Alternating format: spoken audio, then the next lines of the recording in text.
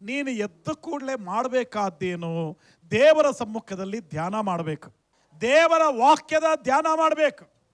ಯಾಕೆ ದೇವರ ವಾಕ್ಯದ ಧ್ಯಾನ? ಯಾಕೆ ದೇವರ ವಾಕ್ಯದ ಧ್ಯಾನ ಯಾಕೆ?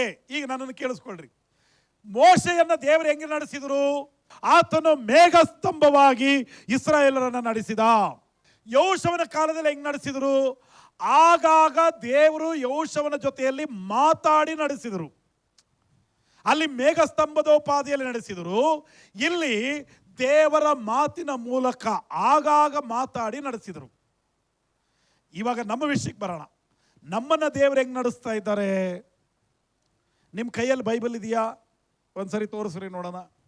ನಮ್ಮ ಕೈಯಲ್ಲಿರುವ ಬೈಬಲ್ ಇದೆಯಲ್ಲ, ನಮ್ಮ ಕೈಯಲ್ಲಿರುವ ವಾಕ್ಯ ಇದೆಯಲ್ಲ, ಆ ವಾಕ್ಯ ಇವತ್ತು ನಮ್ಮನ್ನು ನಡೆಸ್ತಾ ಇದೆ. ಹಲ್ಲೆಲೂಯಾ. ವಾಕ್ಯ ನಮ್ಮಿಂದ ದೂರ ಇದೆಯಾ? ನಮ್ಮ ಜೊತೆಯಲ್ಲೇ ಇದೆಯಾ? ನಿರಂತರವು ನೋಡ್ರಿ. ಮೋಶೆ ಕಾಲದಲ್ಲಿ ಆಗಾಗ ಮೇಘಸ್ತಂಭವಾಗಿ ದೇವರು ನಡೆಸಿದರು. ಯೆಹೋಶುವನ ಕಾಲದಲ್ಲಿ ಆಗಾಗ ದೇವರು ಮಾತಾಡಿ ನಡೆಸಿದರು. ನಮ್ಮ ಕಾಲದಲ್ಲಿ ನಿರಂತರವು ದೇವರ ವಾಕ್ಯದ ಮೂಲಕ ದೇವರು ನಮ್ಮನ್ನು ನಡೆಸ್ತಾ ಇದ್ದಾರೆ. ನಾನು ನಿಮಗೆ ಹೇಳ, 119ನೇ ಕೀರ್ತನೆ 105ನೇ ವಾಕ್ಯ ಹೇಳ್ರಿ, ಬಾಯ್ಪಾಠ ಇರೋರು. ನಿನ್ನ ವಾಕ್ಯವು ನನ್ನ ಕಾಲಿಗೆ ದೀಪವು, ನನ್ನ ದಾರಿಗೆ ಬೆಳಕು. ನಿನ್ನ ವಾಕ್ಯವು ನನ್ನ ಕಾಲಿಗೆ ದೀಪ. ನನ್ನ ಕಾಲಿಗೆ ಏನಾಗಿದೆ? ದೀಪ. ಟಾರ್ಚ್ ಅಂದರೆ ಎಷ್ಟು ದೂರ ಬೀಳುತ್ತೆ? ಭಾಳ ದೂರ ಬೀಳುತ್ತೆ. ದೀಪ ಅಂದರೆ ಎಷ್ಟು ಅಗಲ ಬೀಳುತ್ತೆ ಬೆಳಕು? ರಾತ್ರಿಯಲ್ಲಿ ನಡೆಯುವಾಗ ಒಂದು ದೀಪ ಹಚ್ಕೊಂಡು ನಾವು ನಡೀತಾ ಹೋದರೆ ಎಷ್ಟು ಹೆಜ್ಜೆಗಳವರೆಗೂ ಬೆಳಕು ಕಾಣುತ್ತೆ ನಮಗೆ? 1 ಹೆಜ್ಜೆ ಇಲ್ಲ 2 ಹೆಜ್ಜೆ ಅಷ್ಟೇ.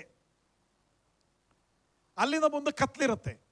2 ಹೆಜ್ಜೆ ಹಾಕುವಷ್ಟು ಮಾತ್ರನೇ ಬೆಳಕಿರುತ್ತೆ. ಅದರ ನಂತರ ಕತ್ಲಿರುತ್ತೆ. ನಾವು ಮುಂದಕ್ಕೆ ಹೆಜ್ಜೆ ಆಗ್ತಾ ಹೋದರೆ ಹೆಜ್ಜೆ ಹೆಜ್ಜೆಗೂ ದೀಪ ಬೆಳಕು ತೋರಿಸುತ್ತೆ. ದೇವ್ರ ಮಕ್ಕಳೇ, ದೇವ್ರ ವಾಕ್ಯ ನಮ್ಮನ್ನು ನಿನ್ನ ಜೀವನದ ಪ್ರತಿ ಹೆಜ್ಜೆಗೂ ದೇವರು ನಿನ್ನ ಸಂಗಡ ಇದ್ದು ನಿನ್ನನ್ನು ನಡೆಸ್ತಾ ಇದ್ದಾರೆ ಅಂತ ಅದರ ಅರ್ಥ. ದೇವರ ವಾಕ್ಯ ನಮಗೆ ದೀಪದೋಪಾದಿಯಲ್ಲಿದೆ. ಪ್ರತಿ ಹೆಜ್ಜೆಗೂ ದೇವರ ವಾಕ್ಯ ನಮಗೆ ಸಹಾಯ ಮಾಡಿ ನಡೆಸುತ್ತೆ. ಈಗ ಬೆಳಗ್ಗೆ ಎದ್ದು ಏನು ಮಾಡಬೇಕು? ದೇವರ ವಾಕ್ಯದ ಧ್ಯಾನ ಮಾಡಬೇಕು. ನಾವು ಧ್ಯಾನ ಅಷ್ಟು ಅವಶ್ಯಕತೆ ಇದೆಯೇನ್ರಿ? ಈಗ ನೀವು ಹೇಳ್ಬೋದು, ಪಾಸ್ಟರ್ ನಿಮಗೆ ಧ್ಯಾನ ಬೇಕು. ನಮಗೆ ಯಾಕೆ ಧ್ಯಾನ? ನಿಮಗೆ ಧ್ಯಾನ ಬೇಕು ಯಾಕಂದರೆ ನೀವು ಉಪದೇಶ ಮಾಡ್ತೀರಾ. ನಿಮಗೆ ದೇವರ ವಾಕ್ಯದ ಜ್ಞಾನ ತಿಳುವಳಿಕೆ ಬೇಕು ಯಾಕಂದರೆ 4 ಜನ ಜೊತೆ ಮಾತಾಡ್ತೀರಾ. ನಿಮಗೆ ಧ್ಯಾನ ಬೇಕು. ನಮಗೆ ಯಾಕೆ ಬೇಕು ಧ್ಯಾನ? ಒಬ್ಬನು 2 ಕಿಡ್ನಿ ಫೇಲ್ಯೂರ್ ಆಗಿರೋ ಒಬ್ಬ ಮನುಷ್ಯ ಹಾಸಿಗೆಯಲ್ಲಿ ಬಿದ್ದಿದ್ದಾರೆ. ದೇವರು ನಂಬಿರೋ ಮನುಷ್ಯ. ಅವರ ಸ್ನೇಹಿತ ಅವ್ರನ್ನ ಮಾತಾಡಿಸ್ಲಿಕ್ಕಂತ ಹೋದರು. ಅವಾಗ ಮಾತಾಡ್ಸಕ್ಕೆ ಹೋದರೆ ಆ ಪೇಷಂಟ್ ಇದ್ದಾನಲ್ಲ, ಅವರು ಟೈಮ್ ಎಷ್ಟಾಗಿದೆ ಅಂತ ಕೇಳ್ದ ಅವ್ರ ಸ್ನೇಹಿತನಿಗೆ. ಆವಾಗ ಅವ್ರು ಹೇಳಿದರು, ರಾತ್ರಿ 11:30 ಆಗಿದೆಯಪ್ಪ ಅಂದ. ಆವಾಗ ಮತ್ತೊಂದು 5 ನಿಮಿಷ ಬಿಟ್ಟು ಮತ್ತೆ ಟೈಮ್ ಕೇಳ್ದ. ಇವಾಗ ಎಷ್ಟಾಗಿದೆ ಟೈಮ್? 11:45 ಆಗಿದೆ.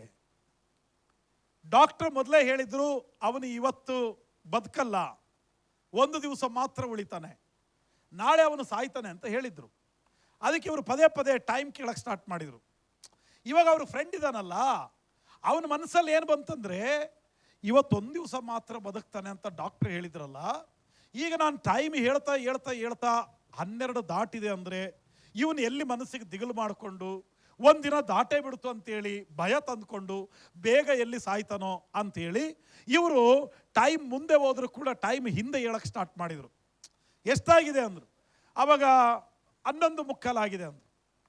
ಮತ್ತೆ ಒಂದು 5 ನಿಮಿಷ ಬಿಟ್ಟು ಮತ್ತೆ ಕೇಳಿದ್ರು, ಎಷ್ಟು ಟೈಮ್ ಆಗಿದೆ? 11:50 ಆಗಿದೆಪ್ಪ. ಮತ್ತೆ ಒಂದು 10 ನಿಮಿಷ ಟೈಮ್ ಬಿಟ್ಟು ಕೇಳಿದರು, ಎಷ್ಟು ಟೈಮ್ ಆಗಿದೆ? 11:55 ಆಗಿದೆ. ಎಷ್ಟು ಸಾರಿ ಅಂತ ಹೇಳೋದು? ಅವಾಗಲೇ 12 ಆಗೋಗಿತ್ತು. ಆವಾಗ ಎಷ್ಟು ಸಾರಿ ಅಂತ ಸುಳ್ಳು ಹೇಳೋದು? ಇವಾಗ ಇವರಂದರು 12 ದಾಟಿದೆಪ್ಪ ಅಂದರು. ಹೌದಾ, ಹಂಗಿದ್ರೆ ಬೈಬಲ್ ತಗೋ ಅಂದರು. ಪಕ್ಕದಲ್ಲೇ ಬೈಬಲ್ ಇತ್ತು, ಬೈಬಲ್ ತೊಗೊಂಡ್ರು. ಯೆಶಾಯನ ಗ್ರಂಥ 43ನೇ ಅಧ್ಯಾಯ ತೆಗಿ ಅಂದರು. ಯೆಶಾಯನ ಗ್ರಂಥ 43ನೇ ಅಧ್ಯಾಯ ತೆಗೆದ್ರು. ನೀನೊಂದು ಸ್ವಲ್ಪ ಜೋರಾಗಿ ಓದು, ಸ್ಪಷ್ಟವಾಗಿ ಓದು, ನಿಧಾನವಾಗಿ ನನಗೆ ಅರ್ಥ ಆಗೋ ಥರ ದಯವಿಟ್ಟು ಓದು ಅಂದರು. ಆಯ್ತಂತೇಳಿ ಯೆಶಾಯ 43ನೇ ಅಧ್ಯಾಯ ಪೂರ್ತಿ ವಾಕ್ಯಗಳನ್ನು ನಿಧಾನವಾಗಿ ಸ್ಪಷ್ಟವಾಗಿ ಚೆನ್ನಾಗಿ ಓದಿದರು. ಒಂದು 10 ರಿಂದ 15 ನಿಮಿಷ ವಾಕ್ಯ ಕೇಳಿದ್ರು. ಇವರು ವಾಕ್ಯನ ಕೇಳಿಸ್ಕೊಂಡು ಸೈಲೆಂಟಾಗಿ ಹಂಗೆ ಇದ್ದು ಕಣ್ಣು ಮುಚ್ಚಿದರು. ಇವ್ರು ತಿಳ್ಕೊಂಡ್ರು ಸತ್ತೋಗ್ಬಿಟ್ರೇನೋ ಅಂತ. ಒಂದು 8-10 ನಿಮಿಷ ಆದಮೇಲೆ ಹಿಂಗೆ ಎಬ್ಸಿದ್ರೆ ಅವಾಗ ಅವ್ರು ಅಂದರು, ಸ್ವಲ್ಪ ವೆಯ್ಟ್ ಮಾಡು, ಸ್ವಲ್ಪ ಅಂದರು. ಮತ್ತೆ ಒಂದು 7-8 ನಿಮಿಷ ಬಿಟ್ಟ ನಂತರ ಇವರು ಕಣ್ಬಿಟ್ರು. ಕಣ್ಬಿಟ್ಟ ಮೇಲೆ ಯಾಕೆ, ಏನಾಯಿತು ನಿನಗೆ ಅಂದರು. ಆವಾಗ ಅವ್ರು ಏನು ಹೇಳಿದ್ರು ಅಂದರೆ, ನಾನು ಯಾವಾಗ ದೇವ್ರನ್ನ ನಂಬಿದ್ನಲ್ಲ, ಆ ದೇವ್ರನ್ನ ನಂಬದಾಗಲೇ ನಾನೊಂದು ತೀರ್ಮಾನ ಮಾಡಿದ್ದೆ. ಏನು ತೀರ್ಮಾನ ಮಾಡಿದ್ದೆ? ಬೆಳಗ್ಗೆ ಎದ್ದ ತಕ್ಷಣವೇ ದೇವರ ವಾಕ್ಯ ಓದದೆ, ದೇವರ ವಾಕ್ಯ ಧ್ಯಾನ ಮಾಡದೆ ನಾನು ಬೇರೆ ಏನು ಕೆಲಸ ಮಾಡಲ್ಲ. ಮೊದಲು ದೇವರ ವಾಕ್ಯ ಓದ್ತೀನಿ, ಆಮೇಲೆ ಉಳಿದ ಕೆಲಸ ಮಾಡ್ತೀನಿ ಅಂತ ನಾನು ಮೊದಲೇ ತೀರ್ಮಾನ ಮಾಡಿದ್ದೆ. ಅದಕ್ಕೋಸ್ಕರ ದಿನ ದಾಟ್ತಲ್ಲ, ನಾನು ಯಾವಾಗ ಸಾಯ್ತೀನೋ ಗೊತ್ತಿಲ್ಲಲ್ಲ, ದಿನ ದಾಟಿದ ತಕ್ಷಣವೇ ಮೊದಲು ದೇವರ ವಾಕ್ಯ ಧ್ಯಾನ ಮಾಡಿಬಿಟ್ರೆ ಆಮೇಲೆ ಯಾವಾಗ ಬೇಕಾದರೂ ಸಾಯಲಿ, ನನಗೇನು ಟೆನ್ಷನ್ ಇಲ್ಲ ಅಂದ್ರಂತೆ. ಹಲ್ಲೆಲೂಯಾ. ನಮಗೆ ಅನ್ನಿಸುವುದು, ಸಾಯವನಿಗೆ ಧ್ಯಾನ ಯಾಕೆ, ಸಾಯವನಿಗೆ ವಾಕ್ಯ ತೆಗೆದು ಓದುವಂಥ ಅವಶ್ಯಕತೆ ಏನಿದೆ? ದೇವರ ಮಕ್ಕಳೇ, ನನ್ನನ್ನು ಕೇಳಿಸ್ಕೊಳ್ರಿ. ದೇವರ ವಾಕ್ಯದ ಧ್ಯಾನ ಅನ್ನೋದು ಪ್ರಸಂಗ ಮಾಡೋಕ್ಕಲ್ಲ. ದೇವರ ವಾಕ್ಯದ ಧ್ಯಾನ ಅನ್ನೋದು ಜ್ಞಾನ ಬೆಳೆಸ್ಕೊಳಕ್ಕಲ್ಲ. ದೇವರ ವಾಕ್ಯದ ಧ್ಯಾನ ಅನ್ನೋದು ದೇವರ ಸನ್ನಿಧಾನದಲ್ಲಿ ಸಮಯ ಕಳೆಯಕ್ಕೆ. Hallelujah, hallelujah. ದೇವರ ವಾಕ್ಯದ ಧ್ಯಾನ ದೇವರ ಸನ್ನಿಧಾನದ ಅನುಭವವನ್ನು ದೇವರು ನಮಗೆ ಕೊಡುತ್ತೆ. ವಿಲಿಯಂ ಟೆಂಡಲ್ ಅಂತ ಒಬ್ಬ ಮಿಷನರಿ ರೀ, ಅವ್ರನ್ನ ಜೈಲಲ್ಲಿ ಹಾಕಿದ್ರು. ಅವ್ರನ್ನ ಕೊಲ್ಲುವಂಥ ದಿನಗಳು. ಅವ್ರನ್ನ ಯಾವಾಗ ಗಲ್ಲಿಗೆ ಹಾಕ್ತಾರೋ ಗೊತ್ತಿಲ್ಲ, ಯಾವಾಗ ಅವ್ರನ್ನ ಸಾಯಿಸ್ತಾರೋ ಗೊತ್ತಿಲ್ಲ. ನಾಳೆ ಸಾಯಿಸ್ತಾರೋ ನಾಡದ್ದು ಸಾಯಿಸ್ತಾರೋ. ಅವರೊಂದು ರಿಕ್ವೆಸ್ಟ್ ಮಾಡಿದ್ರಂತೆ. ಏನು ರಿಕ್ವೆಸ್ಟ್ ಮಾಡಿದ್ರಂದರೆ, ನನಗೊಂದು ಇಬ್ರಿಯ ಬೈಬಲ್ ಬೇಕು, ಮತ್ತು ಇಬ್ರಿಯ ಒಂದು ಡಿಕ್ಷನರಿ ನನಗೆ ಬೇಕು, ಒಂದು ಪೆನ್ ಬೇಕು, ಒಂದು ನೋಟ್ಬುಕ್ ಬೇಕು, ಮತ್ತು ನನ್ನ ಬಟ್ಟೆಗಳು ಹರಿದೋಗಿದೆ, ಚಳಿ ಭಾಳ ಆಗ್ತಾ ಇದೆ, ನನಗೆ ಸೂಜಿ ದಾರನೂ ಬೇಕು. ಇದು ಇಷ್ಟು ನನಗೆ ಕೊಟ್ಟು ಸಹಾಯ ಮಾಡ್ರಿ ಅಂತೇಳಿ ಜೈಲರಿಗೆ ಒಂದು ಅಪ್ಲಿಕೇಶನ್ ಹಾಕಿದ್ರಂತೆ. ಆವಾಗ ಅವ್ರು ಬಂದು ಕೇಳಿದ್ರಂತೆ, ಯಾಕಪ್ಪ ಸಾಯವನಿಗೆ ನಿನಗೆ ಯಾಕೆ ಇಬ್ರಿಯ ಬೈಬಲ್, ಸಾಯವನಿಗೆ ನಿನಗೆ ಯಾಕೆ ಧ್ಯಾನ ಅಂದರೆ, ಆವಾಗ ಅವ್ರು ಹೇಳಿದ್ರಂತೆ, ಸ್ವಾಮಿ, ನಾನು ಎಷ್ಟು ದಿನ ಬೇಕಾದರೂ ನನ್ನನ್ನು ಇಡ್ರಿ, ಆದರೆ ನನಗೊಂದು ಅನುಭವ ಇದೆ. ನಾನು ಯಾವಾಗೆಲ್ಲ ದೇವರ ವಾಕ್ಯದ ಧ್ಯಾನ ಮಾಡ್ತೀನೋ ಆವಾಗೆಲ್ಲ ದೇವರ ಸನ್ನಿಧಾನದಲ್ಲಿ ಇರುವಂಥ ಅನುಭವ ನನಗಾಗತ್ತೆ. ಅದಕ್ಕೋಸ್ಕರ ನನಗೆ ಬೈಬಲ್ ತಂದು ಸಹಾಯ ಮಾಡಿಕೊಡ್ರಿ ಅಂದ್ರಂತೆ.